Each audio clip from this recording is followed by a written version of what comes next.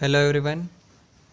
इस वीडियो में हम बात करने वाले हैं जीके जीएस के बारे में। मतलब कि एग्ज़ाम टाइम आ गया लेकिन जीके जीएस में स्कोर नहीं बढ़ रहा है और एक हेडेक सा बना हुआ है कि कितना ही कर लो फिर भी नंबर नहीं आ रहे हैं जीके जीएस में।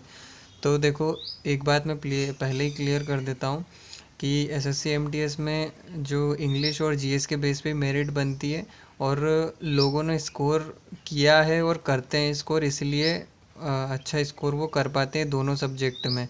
अब जीके मतलब जीके जीएस में इतना भी हार्ड नहीं होता।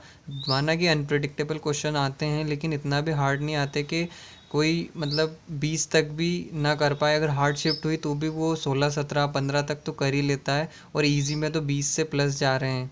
मेरे खुद के जो है वो 19 करेक्ट करके आया था मैं, और एक रॉन्ग हो गया था। करंट अफेयर से था वो क्वेश्चन।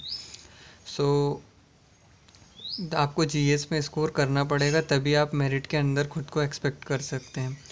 अब मैं जो बताऊं उसे ट्राई करने से पहले मैं पहले ही एक बात क्लियर कर देता हूं कि जैसे भी आपकी इंग्लिश प्रिपरेशन चल रही हो, चाहे वो मतलब आप मीडियम फेज़ में हो कि आपका स्कोर अभी इतना अच्छा नहीं है लेकिन वो धीरे धीरे बढ़ रहा है, कहीं ना कहीं आप इंग्लिश में इम्प्रूव कर रहे हैं, या फिर आप इम्प्रूव कर चुके हैं और इंग्लिश में आपका अच्छा स्कोर आ रहा है, तो आप जीके जीएस को प्रिपेयर करने के लिए आप इंग्लिश को पीछे मत छोड़ देना। जैसे एज़ इट इज़ जो भी चल रहा है ना इंग्लिश का, वैसे चलने देना, उसको बिल्कुल भी डिस्टर्ब मत करना। और मैं जो भी बता रहा हूँ उसको ऐड ऑन करना है बस जीएस में, ताकि आपका स्कोर कहीं ना कहीं जहाँ भी आप पीछे छूट रहे हैं तो उसको आगे कवर कर पाएँ। अगर आपका ज़्यादा ही अच्छा है इंग्लिश तो आप बस इतना कर सकते हैं कि इसमें थोड़ा सा टाइम कम कर सकते हैं। जैसे कि आपका बस अब रिवाइज ही चल रहा होगा, कुछ भी नया तो पढ़ नहीं रहे होंगे आप। अगर आपके रूल्स बहुत अच्छे से रिवाइज्ड हैं, बिल्कुल कोई प्रॉब्लम नहीं आ रही है, तो आप रूल्स को मतलब थोड़ा बहुत रिवाइज कर लो, क्वेश्चन लगाना छोड़ सकते हो। वोकेब अगर आपकी अच्छी है तो वोकेब का जो डोज है वो थोड़ा कम कर सकते हो, ताकि आप जीएस में टाइम दे सको और जहाँ आपको वाकई ज़रूरत है वो आप कर सको। उसके बाद में जो भी आप मॉक्स लगा रहे हो, प्रीवियस ईयर के फुल मॉक जो भी लगा रहे हो, तो उसको भी कंटिन्यू चालू रखना। ऐसा नहीं है कि आप इसके चक्कर में आप मॉक भी छोड़ दो और प्रिपरेशन भी छोड़ दो, इसको चालू रखना। बाकी मैं इतना बता सकता हूँ कि जो भी आप जीएस में आपके 10-12 क्वेश्चन आप करेक्ट कर रहे हो, 8-10, तो उसके अलावा आप तुक्के लगा रहे होंगे जिसकी वजह से भी आपका स्कोर डाउन जा रहा होगा। तो जितना आए ना जीएस के क्वेश्चंस में, वो मॉक्स में, बस उतना टिक कीजिए और थोड़ा बहुत क्वेश्चंस को पढ़ते ही होंगे तो थोड़ा बहुत सोचना, और बाकी आगे इस चीज़ को फॉलो किया ना जो मैं बता रहा हूँ, तो 100% आपका स्कोर इम्प्रूव होगा। तो उसको छोड़ देना जो भी आपको क्वेश्चन ना आए। बाकी गलत टिक मत करना, क्योंकि गलत टिक 4 मार्क्स कट करता है, इससे अच्छा है कि कुछ आए ही ना।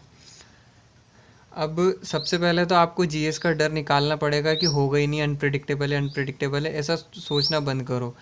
बहुत लोग स्कोर करते हैं तो आप भी कर सकते हो, ऐसा कुछ नहीं है। बस जीएस में ये है कि थोड़ा रिपीटेशन ज़्यादा करना पड़ता है, रिवीजन ज़्यादा करना पड़ता है, तब जाके वो दिमाग में बैठती है, उसके बाद में फिर कोई प्रॉब्लम नहीं होती है। अब आते हैं कि आपको करना क्या है। तो देखो, आपने अभी तक जब आप इतनी प्रिपरेशन कर ही रहे हो तो जीएस में ऐसा तो है नहीं कि बिल्कुल नहीं किया होगा, थोड़ा तो किया होगा। सिलेबस तो आपने एटलीस्ट कंप्लीट किया ही होगा।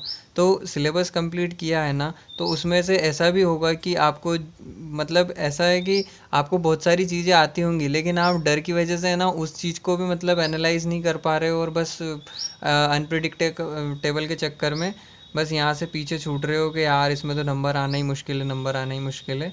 तो सबसे पहले आपको जो भी आपका मनपसंद सब्जेक्ट हो, जो भी इजी लगे, उस इजी सब्जेक्ट को उठाना है, ठीक है। अब इजी सब्जेक्ट को उठाना है ना, अब उसमें भी आपने मतलब ऐसी प्रिपरेशन होगी आपको कि हिस्ट्री में थोड़ा बहुत आता होगा, पॉलिटी में थोड़ा बहुत आता होगा, ज्योग्राफी में थोड़ा बहुत आता होगा। तो ऐसे करके आपका जो भी मतलब जिसमें इंटरेस्ट हो, पहले ट्राई करने के लिए, ताकि आपका कॉन्फिडेंस बढ़े, आपको कोई भी सब्जेक्ट उठाना है। फॉर एग्जांपल आपने ज्योग्राफी उठाया, ठीक है।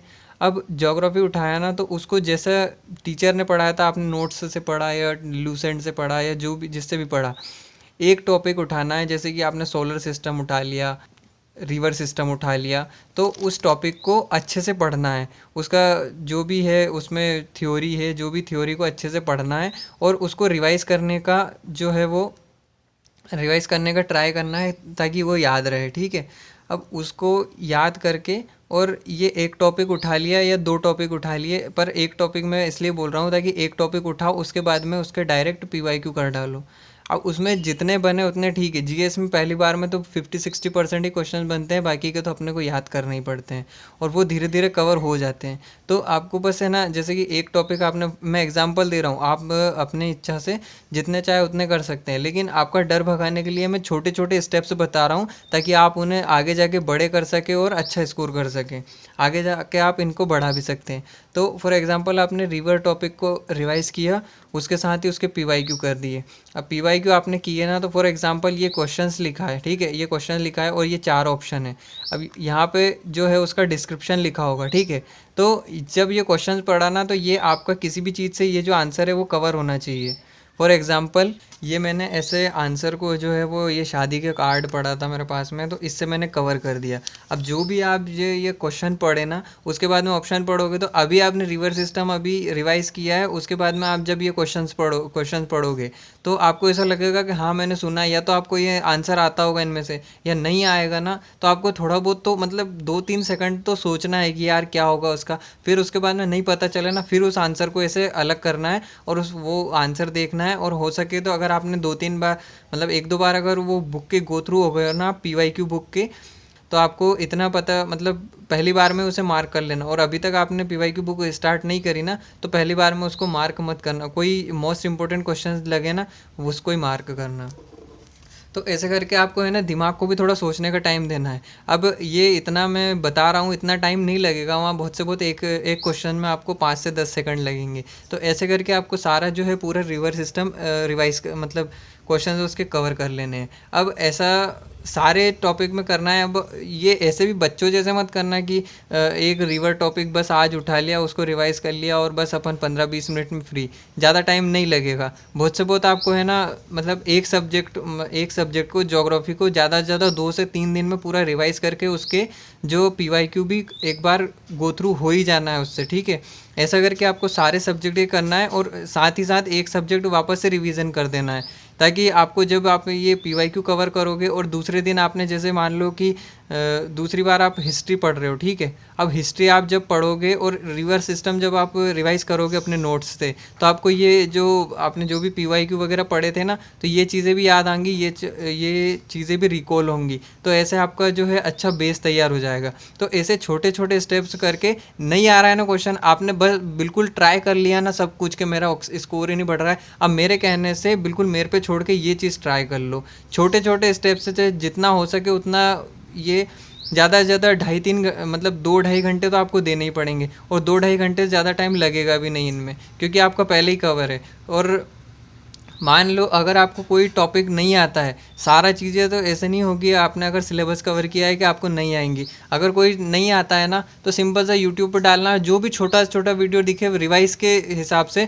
कि बस अपने को थोड़ा बहुत समझा दे वो, ताकि अपन रिकॉल कर लें उसको। ऐसे रिकॉल करके फिर रिवाइज करना है, फिर पीवाईक्यू पे आना है। तो ऐसे करके है ना, आपका पूरा बेस भी अच्छा हो जाएगा और चीज़ें याद भी होना शुरू हो जाएंगी। जैसे ही आप बुक के 1-2 बार गो थ्रू हो गए ना, अब मैं मतलब ऐसा ट्राई करने को बोल देता था कि आप रिवर सिस्टम को 1-2 बार अभी रिवाइज करके देखो ये वो। तो अभी आपके पास में टाइम कम है, इसलिए मैं मतलब चांस नहीं, फालतू आपका टाइम वेस्ट नहीं करना चाह रहा हूँ, इसलिए ये चीज़ करके देखो। ऐसे करके आपको ज़्यादा से ज़्यादा हिस्ट्री, मतलब ज्योग्राफी अगर बड़ा है, हिस्ट्री बड़ा है, तो इसमें 2 से 3 दिन ले लो, लेकिन पॉलिटी को तो 1 से 2 दिन में आपको कंप्लीट करना ही पड़ेगा। आप अपना टाइम वेस्ट नहीं कर सकते। और 2.5-3 घंटे अगर इसको दे दिए ना, तो जीएस का 4 मंथ में इतना तगड़ा स्कोर आने लग जाएगा आपका, कि आप खुद को विश्वास नहीं होगा कि मैं कहाँ था और कहाँ आ गया।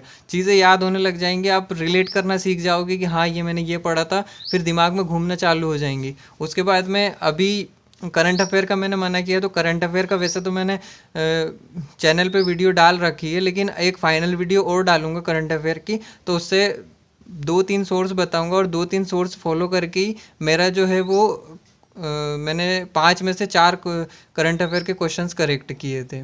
बाकी आपको फोकस्ड होकर बैठना तो पड़ेगा। ऐसा नहीं है कि अभी 1 क्वेश्चन नहीं बना, 2 क्वेश्चन नहीं बना, 4 क्वेश्चन नहीं बने तो उस बुक को ही बंद करके बैठ गए और होगा ही नहीं। नहीं बने ना, कोई प्रॉब्लम नहीं, उसको ही याद कर लो। नहीं बन रहे तो उसको ही याद कर लो, ऐसा नहीं है। लेकिन याद करने बैठोगे तो वही आपको फिर बोरियत सी होगी और इतनी चीज़ें कैसे याद करोगे। इसलिए 1-2 बार गो थ्रू हो जाओगे ना बुक के, तो चीज़ें फिर है ना अटपटी लगना बंद हो जाएंगी और याद करने में भी आसानी होगी। लेकिन वही है कि फोकस्ड होकर बैठो, मोबाइल वगैरह को साइड में रख दो, एक बार रिवाइज कर लिया, उसके बाद साथ ही पीवाई को लगा दिए। डिस्ट्रैक्ट मत होना बार बार बस। उसके बाद में स्टैटिक जीके भी जीएस में ही आता है, तो स्टैटिक जीके भी एक एक टॉपिक जो मतलब बड़े बड़े हैं, अभी शुरू शुरू में तो एक एक टॉपिक उठा लेना, उसके बाद में जो छोटे छोटे टॉपिक है उनको बस ऐसे ही रिवाइज करते रहना। स्टैटिक जीके का डेली रिवाइज करना पड़ेगा जब जाके होगा, लेकिन स्टैटिक जीके को रिवाइज करो, पीवाई को लगाओ, रिवाइज करो, पीवाई को लगाओ, तो ऐसे करके चीज़ें याद होने लग जाएंगी। थोड़ा सम अप करूँ तो जैसे रिवर सिस्टम आपने किया, उसके साथ ही उसके पीवाई को लगा लिए, फिर अगला टॉपिक उठाया, फिर उसके पीवाई को लगा दिए। ऐसे करके जियोग्राफी को आप 2 से 3 दिन में मतलब कवर करने की ट्राई करो पीवाई क्यू के साथ में। और इसमें कोई ज़्यादा टाइम नहीं लगना है, 2-2.5 घंटे का ही बोल रहा हूँ, 2.5 से 3 घंटे में आप आराम से कर लोगे। लेकिन फोकस्ड होके बैठना बस, यूँ नहीं कि बस 2-3 पीवाई क्यू नहीं बने या बन गए तो उठ गए मोबाइल चलाने लग गए, तो ऐसा नहीं होगा। और अभी मैंने चाहे छोटे स्टेप्स बताए हो, जब आपका मतलब आप जब कवर करने लग जाओगे ना तो एक एक सब्जेक्ट को भी उठा लेना। लेकिन अभी अगर ज़्यादा ही डर हो ना तो एक एक टॉपिक को उठाना, उसके साथ पीवाई को लगा लेना। बाकी आप ये भी कर सकते हो कि हिस्ट्री पूरा रिवाइज कर लिया, उसके साथ पूरे पीवाई को लगा दिए। तो अपने अकॉर्डिंग देखो, अगर मैंने तो बिल्कुल ऐसा बताया कि जिसको बिल्कुल जीएस से बिल्कुल उसका डर है ना, तो छोटे छोटे स्टेप्स बताए मैंने। बाकी आप अपने अकॉर्डिंग भी देख सकते हो, जैसे कि हिस्ट्री उठा लिया, उसके पूरे पीवाई क्यू कर दिए साथ में ही, उसके साथ पॉलिटी उठा लिया, या फिर आधा हिस्ट्री जैसे कि आज एंशंट कर लिया तो उसके एंशंट आधा पॉलिटी रिवाइज कर दिया, जो भी टॉपिक उसमें रिवाइज हुए उसके साथ उसके पीवाई क्यू कर दिए। तो अपने अकॉर्डिंग अपनी सहूलियत के हिसाब से देखो ये चीज़ें।